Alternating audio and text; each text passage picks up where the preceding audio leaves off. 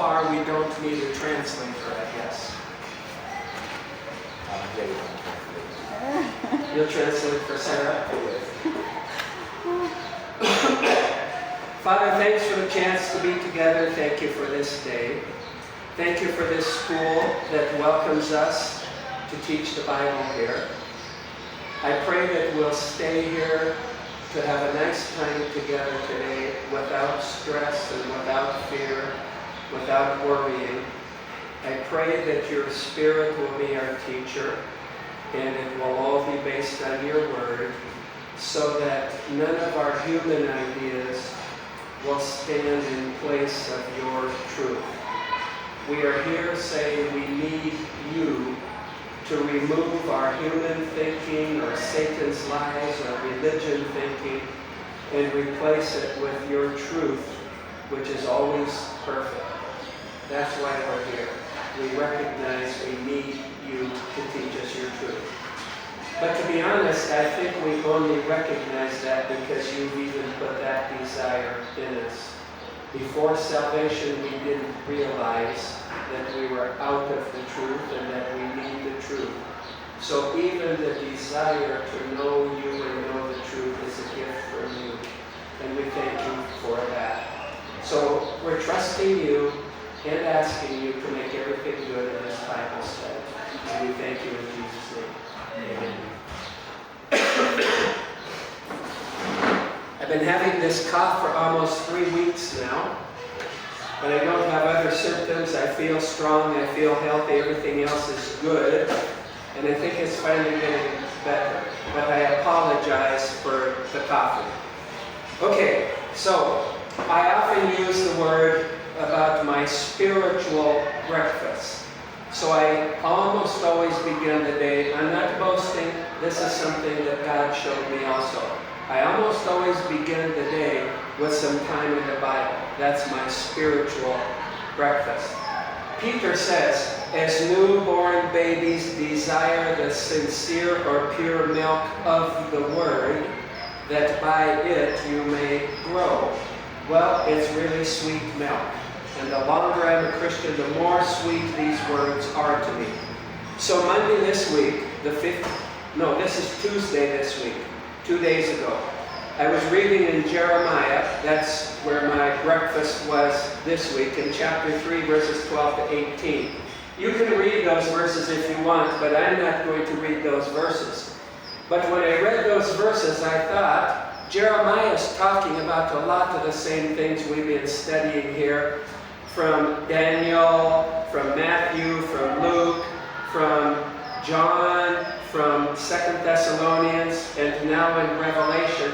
Jeremiah is saying some of the same things. So, what I wanted to do is I have on my computer, it's several books that fit in my computer, and I have them on my phone also. And one of them I've mentioned before, Bible Knowledge Commentary. There's many different teachers that together put teaching in that book. So I looked, what does it say about these verses in Jeremiah? Am I right? It's talking about this. And here's some of the things that it says here. It says, God promised to gather a remnant. Remnant means if most of the people leave, a remnant means the few people that remain. So that word is often in the Old Testament and the New Testament, but especially the New Testament. So the remnant usually means the Jews that believe what God said. So we might call them Christian Jews at this time. But sometimes it doesn't mean that. So in Jeremiah, it says that the book about Jeremiah explains, said God promised to gather a remnant. Jeremiah says 1 from every town and 2 from every clan, and bring them to Jerusalem. Okay, Jerusalem. Why not to London or Nairobi or Paris or Washington, D.C. or New York or Humboldt, Iowa, my town? Why Jerusalem? So Jeremiah is saying in the future, God is going to bring Jews from around the world and bring them to Jerusalem. I think that's already been happening, and it continues to happen. But I'm saying that because we've been talking about that. Then, This will be especially appropriate for Aaron, because at the Bible study at his place, we just finished a long study about the tabernacle. Okay, the tabernacle was the tent that traveled with Israel from Mount Sinai into the Promised Land, 40 years in the desert, moving around. And in the tabernacle, probably the most important thing was the Ark of the Covenant. The Ark of the Covenant, God said, that's where I'll meet with you. Above the lid, between the cherubim and the ark, the lid on the ark is the mercy seat. And in Romans 3:25 it says the mercy seat is Jesus. And it says in the Old Testament, only the high priest can go there, only on the Day of Atonement, and only with the blood. So that ark was very important. But when you read Jeremiah, it says the ark is not there. So I read in this book, and it says, the Ark of the Covenant, which was lost after Babylon destroyed Judah, the southern part of Israel, in 586 BC, would not be missed. And so I think this is interesting. Ethiopians, Joel, is the Ark in Ethiopia? Yeah, I think I remember. That a lot of Ethiopians think the Ark is hidden in one of the churches in Ethiopia. But Joel knows the Bible and is a believer, so he's not that sure about it. But some Ethiopians will almost fight with you if you deny it. But it says here, when it was lost in 586 BC, it hasn't been found yet. And in the future, it says they won't mind. They won't mind? Okay, it continues and it says, the ark would not be missed, and another ark would not be made. Jeremiah says that too. In this time, the Ark of the Covenant won't be there, and they won't make a new one to replace the one that was lost, okay? And it says, in place of the ark, this is what the book says, explaining Jeremiah. In place of the ark will be the throne of God, a title by which the city of Jerusalem will be known in the future. Jerusalem will be known as the throne of God. There's another name for Jerusalem in a couple weeks we're going to look at that will be called Yahweh Sidkenu. Jerusalem will no longer be called Jerusalem, it will be called Yahweh Sidkenu. That means Jehovah is our righteousness. Hi, Amir. Welcome. Jehovah is our righteousness. Israel doesn't think that now. They think Moses is their righteousness. But in the future they will say Jehovah, Jesus, is our righteousness. They'll believe the gospel. Okay, then this book says it's significant that Ezekiel also pictured the millennial temple. Okay, this is millennium, and we've been saying the temple will be built during this time. Jeremiah is talking about that same thing. And these guys who are explaining this, they agree with what we're studying here. So again, I want you to know, it's not just one old white guy that's teaching this. I think most people that are serious about the Bible will come to this similar conclusions as this. Okay, now, so Ezekiel pictured the millennial temple as the place where God's throne will be, and Christ will rule from the temple during the millennium. God's rule from Jerusalem. Now that's important. Almost every day in the news, you will find that people around the world are against Israel and against Jerusalem. More than they're against Washington, D.C. or Nairobi, Kenya. Why? Because this is God's place. So the whole world lies inside the evil one, and so Satan is putting his influence so that everybody, not everybody, but the majority are against Israel and against Jerusalem.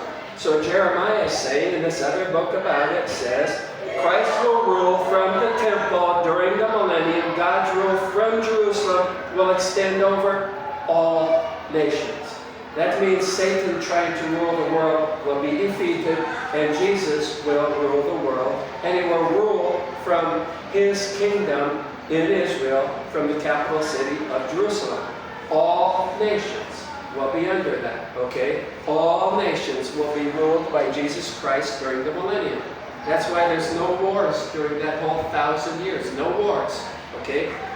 Then it says that the members of all the nations will go to Jerusalem to worship Him. Okay? So during this time on earth, the people that know the true God and want to worship Him, where do they go? Rome? No. Nairobi? No. Humboldt, Iowa? No. Jerusalem. So I'm trying to help us see that when we look in the news every day and we see so much stuff against Israel and against Jerusalem, that is a sign, I'm pretty sure, we are in the end times, near the rapture and near the tribulation, when Jerusalem is walked on by the Gentiles, but it ends with Christ's return and the millennium is established, and then people will respect Jerusalem and they will come there to worship the true God, because then almost everybody will know who is the true God. Now they don't, but then they will. Then it says, in addition to spiritual revival, remember we've talked about replacement theology. The church replaces Israel. There's no nation of Israel now. Well, this is saying something different. In addition to spiritual revival, Judah and Israel, the two kingdoms, will also experience a physical restoration. That means they will be back in that place that God promised to Abraham and gave to the 12 tribes of Israel, Jacob, way back then. Okay, they will have a physical possession. The house of Judah and the house of Israel will reunite as a nation. See Ezekiel 37. We've already mentioned that here also. They will return from their captivity all around the world to the land. That means Israel. The land that God has promised to their forefathers. When did He do that? When did God promise Israel to the ancient Jews? Abraham. Genesis 12, we talked about that. Where God said to Abraham, I'll make of your descendants a great nation. That's what Jeremiah is agreeing, and these people who are explaining Jeremiah say that too. Now, Israel and Judah were divided in 931 BC. That's almost 3,000 years ago, okay? And they have never been reunited as a nation under the true God. But the fulfillment of this promise is waiting for, who can guess? When will this promise be fulfilled? The return of Jesus Christ. Okay? When Jesus comes here, then the promise that God made to Abraham, you will be one people, one great nation, it will happen. It will happen. Okay, so I want you to know that what we're teaching here, you maybe didn't hear it in your churches, but there's a lot of people that do believe exactly the same that we're teaching here. And I try to be careful that I don't teach anything unless I find out there are some other people that are serious about the Bible that say it also. Or otherwise I won't tell you. If it's something that I'm the only person in the universe that believes this, I won't tell you that. I'm not sure there is anything that I'm the only person in the universe that believes anyway. Okay, so last week we were in Revelation 13. And we saw, I'm going to just review what we read about. That John saw the dragon. Who's the dragon? Not a real dragon. Who's the dragon? Satan, okay? The dragon was standing on the ocean, the side of the ocean, on the beach beside the ocean. And he saw a beast, a monster, come up out of the ocean. What's that monster? Antichrist, okay? Now probably, not everybody agrees, it's not a beast that comes out of the Indian Ocean or the Mediterranean, but the ocean often in the Bible means the ocean of people. So it means all people. So it probably means he's a Gentile and not a Jew, the Antichrist. Okay? Then we read last week the Antichrist gets a fatal wound. He dies, but he comes alive again. So remember that Antichrist is trying to do everything that Jesus Christ has done or plans to do to deceive people that he is the real one and Jesus is not the real one.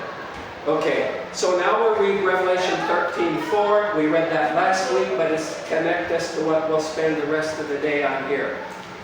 Revelation 13:4, and they worshiped the dragon because he gave his authority to the beast. The dragon is Satan, the beast is Antichrist. And they worshiped the beast, saying, who is like the beast? Who is able to wage war with him? So this is during the Great Tribulation, and the Antichrist will be so powerful that most people will think there's no chance that anybody could ever defeat him. And that will be what the Antichrist uses to bring the whole world under his one government. And when you hear talk about globalism these days, have you heard that word? Globalism? President Biden loves that word. United Nations, globalism. Antichrist would be the one that's doing that. But God, through Satan, is preparing the world for globalism. One government, one religion, one economy, one leader, the Antichrist. So we're seeing this coming into place already now. Okay, then verse 5. And there was given to him. This is still the Antichrist. And I want to emphasize this today. And this is going to be one of the main subjects today. There was given to him. Who gave, and it's going to be authority and power. Who gives authority to Antichrist? Has to be God. Has to be God. And we're going to see some interesting things today. And we might say, wow, why did God do that? And that's what we do in our lives. But by studying the end times, I hope that we will be encouraged that just as God uses the hard time to make something good, he's doing that in our lives also. Okay. So there was given to him, Antichrist, a mouth speaking arrogant words. Very proud. And we're going to see more. What are those words? Number 2, and blasphemies.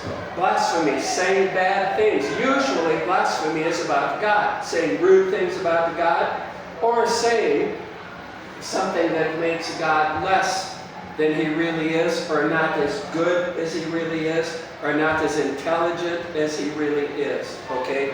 That's blasphemy. But we're going to see blasphemy has bigger meanings than that too.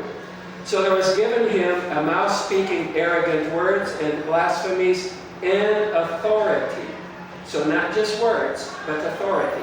Authority means the legal position that you can do things. Okay, the president of Kenya has authority. He probably isn't as strong as Aaron is, physically. Okay, he's older, but he has authority.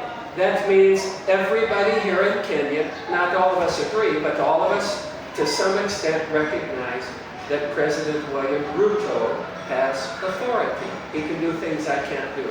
Not because he's physically stronger, but he's given authority. So Antichrist will be given authority.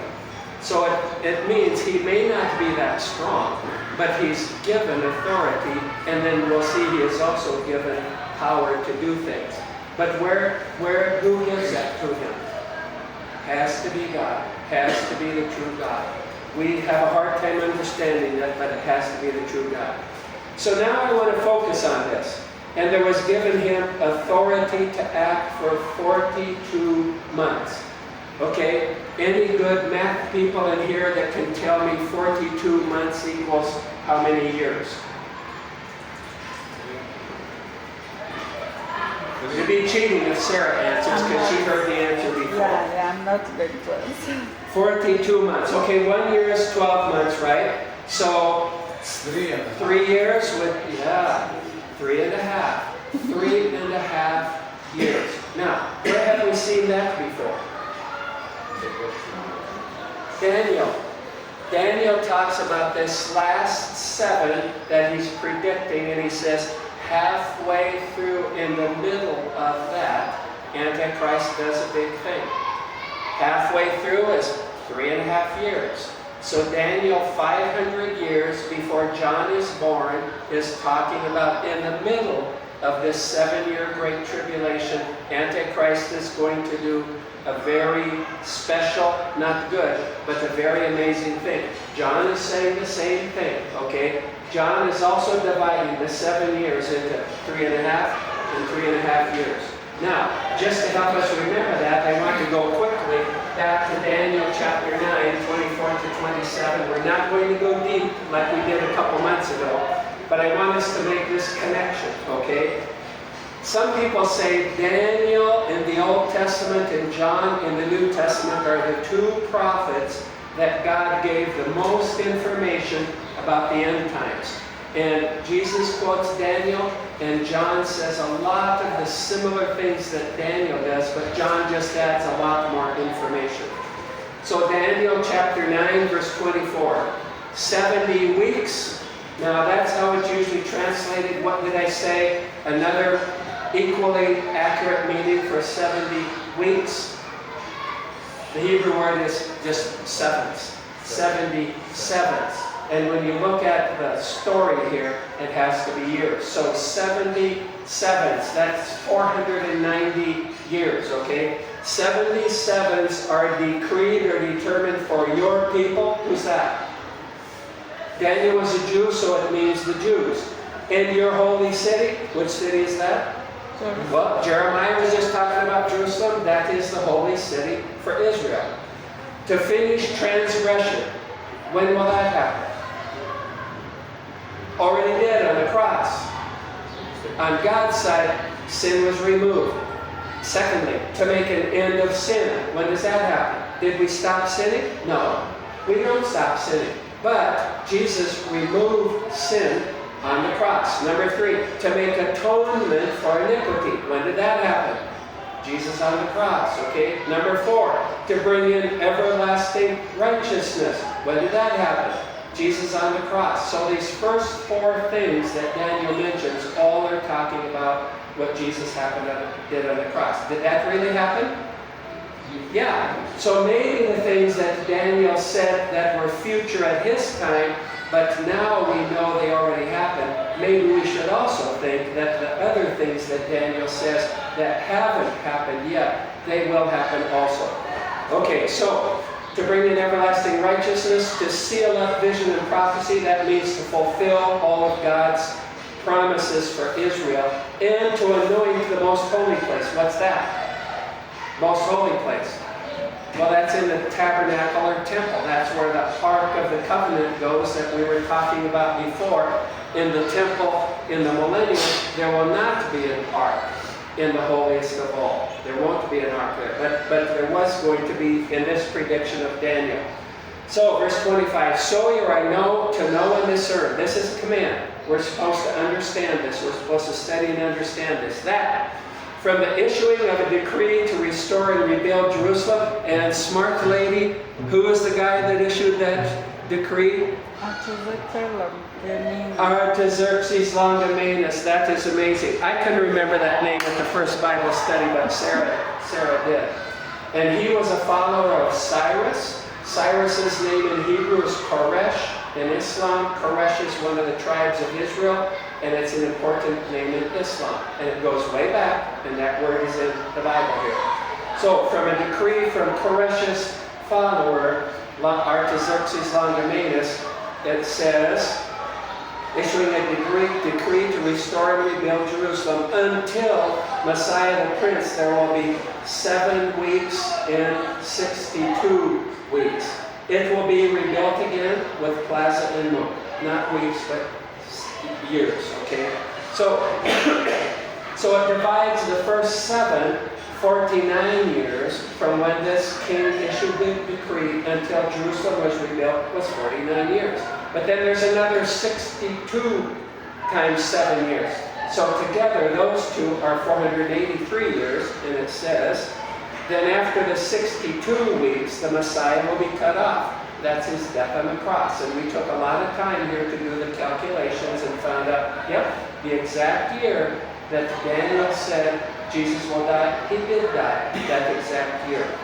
And have nothing. And the people of the prince who is to come will destroy the city and the sanctuary. Now, at Daniel's time, that was future. But our time is past.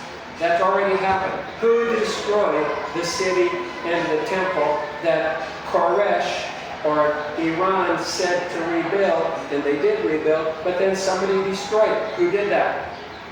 Rome. The last 2 weeks we've mentioned the revived Roman Empire. Rome is the nation that destroyed that. Now why is that important to know? The people of the prince who is to come will destroy the city and the sanctuary. Who destroyed the city and the sanctuary? Rome. So the prince to come, the Antichrist, will be from what people? Rome, the revived Roman Empire. He almost certainly, the Antichrist will be a European. He could be an American because America is an offshoot of Europe, okay? And its end will come with a flood. Even to the end there will be war, desolations are determined. In verse 27, and he, Antichrist, will make a firm covenant with the many for 1/7, okay? At the beginning of the Great Tribulation, the Antichrist makes a peace treaty with Israel. We've mentioned that, and it's for 7 years, okay? But in the middle of the 7, he will put a stop to sacrifice and grain offering. Where's that? Right there.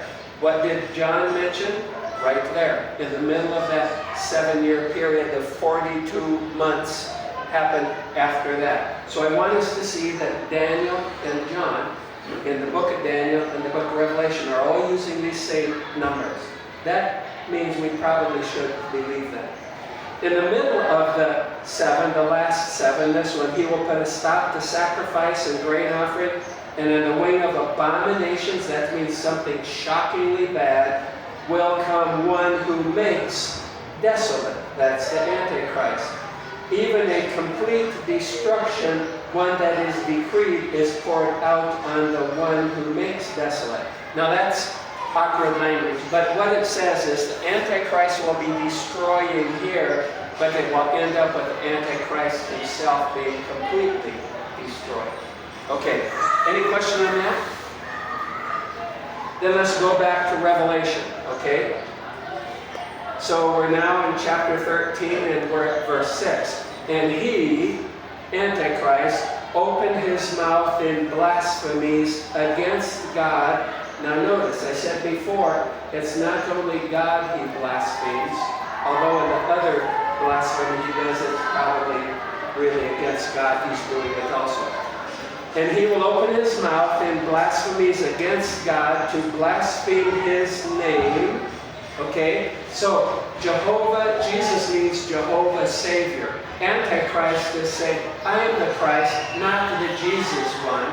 I am the Christ. So that is blasphemy. He's blaspheming the name of Jesus, saying, Jesus isn't the Christ, I am the Christ. Okay, so that's that part of the blasphemy. To blaspheme his name in his tabernacle. Okay, now, where's the tabernacle today? When was the tabernacle first made? About 1,400 years before Christ.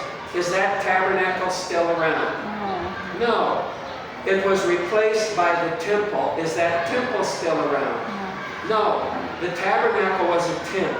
A tent could not last 3,400 years. So this is the future. There's no tabernacle now, okay? But yet it's talking about the tabernacle. God will Satan, Antichrist, will blaspheme the tabernacle. What's he talking about? Well, he explains, okay? I hope this encourages you. To blaspheme his name in his tabernacle. That is, those who dwell in heaven. Okay? So, what is the tabernacle in the future? People. Now, Jesus in John 1:14 says the Word became flesh and tabernacled with us. Okay? He lived with us. He's going to be in us in heaven.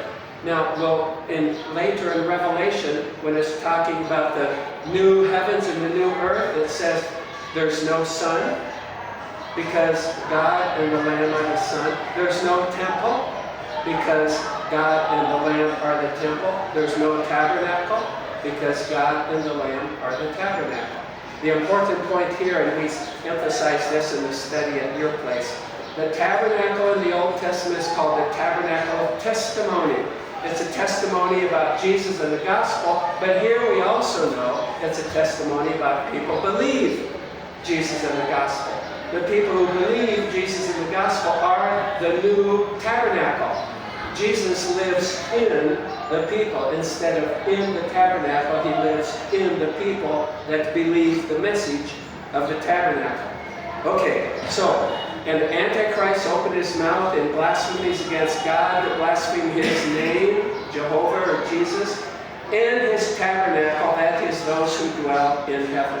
Okay, now, I guess we shouldn't be surprised that Satan, who's called the accuser in the book of Revelation, he's the accuser. To me, that's a warning. We should be careful not to accuse people. We're doing Satan's work if we accuse people, okay? So Satan is the accuser. It means he says bad things about people. So Satan empowers the Antichrist, so we shouldn't be surprised that the Antichrist is accusing and blaspheming people also. Now, I want to go back to Hebrews chapter 8, verses 4 and 5. And remember, it's a study of Hebrews that got us in chapter 12 to God